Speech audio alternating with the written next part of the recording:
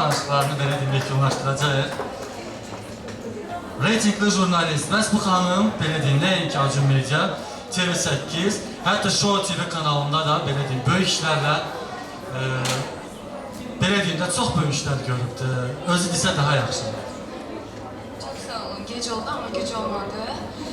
Ben ilk önce bütün medya əməkdaşlarını ürəkdən təbrik edirəm. Bugün həm jurnalistlərin bayramıdır, həm də bizimlə çiyin-çiyinə çalışan kameramanların bayramıdır. Bizimlə çiyin-çiyinə çalışan fotoğrafçıların bayramıdır. Onlar da bizimlə birlikdə bu əziyyəti çəkirlər. Onları da ürəkdən təbrik edirəm. Bəli, mən TV8-də artıq 2 ildir işləyirəm və Azərbaycana çoxlu materiallar göndərmişik magazinlə bağlı. Bundan sonra da inşallah sizinlə birlikdə işlerimiz devam edər. Çox şad oldum, çox sağ olun, təşəkkür edirəm. Bir daha təbrik edirəm, inşallah Acun Media'nın ofisində görüşərik. Sağ olun.